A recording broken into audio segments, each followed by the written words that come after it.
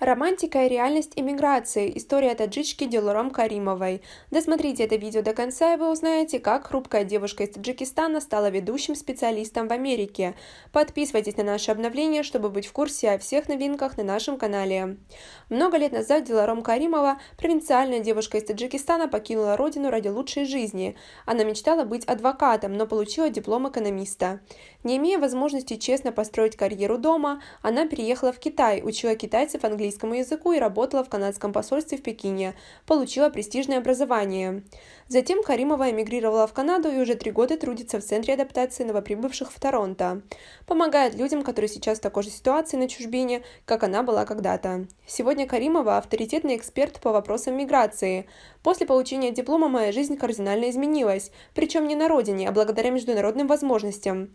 Дело было в 2001 году. Я активно искала работу по профессии – экономиста, но не получалось найти достойную. И вдруг случайно узнала от знакомых, что некая американская языковая школа ведет набор учителей английского языка для работы в Китае. Я ведь сначала училась на лингвиста, английский хорошо знала. Недолго думая, я подала заявку, прошла телефонное собеседование с директором этой школы, и меня пригласили в город Чжухай на постоянную работу. Вы бы рискнули, как наша сегодняшняя героиня? Свои ответы пишите нам в комментарии под этим видео.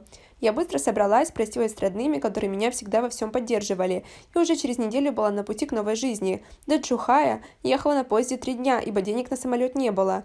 Вы знаете, я ведь приехала в Чжухай очень скромной девочкой с набором комплексов и страхов. С детства видела, что все решают связи. А тут я прошла честный конкурс и получила шанс на достойную жизнь. Я была счастлива, когда держала в руках первую зарплату – $600. Просто не могла поверить, что человеческий труд умеют высоко ценить.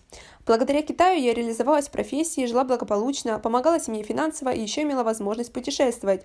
Здесь я выросла и поверила в свои силы. И даже сейчас, живя в другом континенте, я храню чувство благодарности к Китаю за то, что он стал для меня вторым домом. В Торонто я живу 3-й год, а этому предшествовал еще один интересный этап. Когда я отработала в американской языковой школе пару лет, я поняла, что хочу двигаться дальше. Представьте себе активную молодую девушку, живущую в провинции.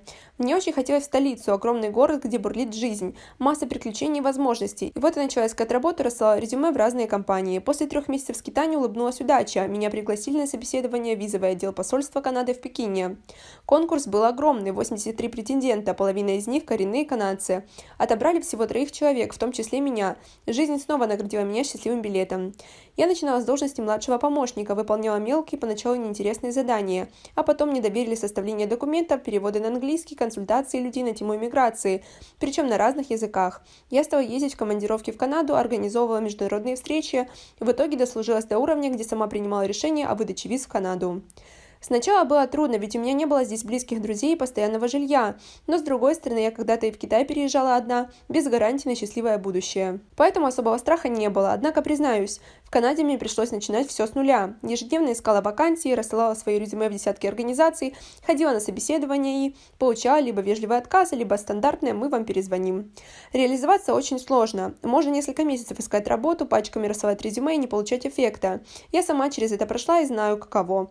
Сейчас вижу много таких примеров на работе. Невостребованность очень ломает психологически, особенно когда человек один. Поэтому иммигрантам я всегда советую приспосабливаться, не гнушаться черной работы в первое время. Важно сразу понять, что иммиграция в Канаду не такая легкая, как кажется со стороны. Зато у людей, которые принимают местные реалии и берут себя в руки, все получается.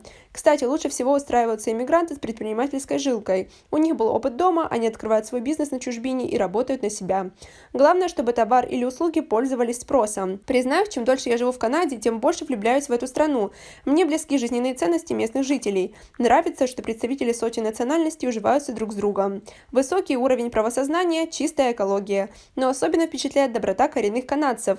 За 3 года обитания здесь я видела от них столько теплоты и бескорыстных человеческих поступков. На этом у нас все. Оцените наше видео подпиской и лайком.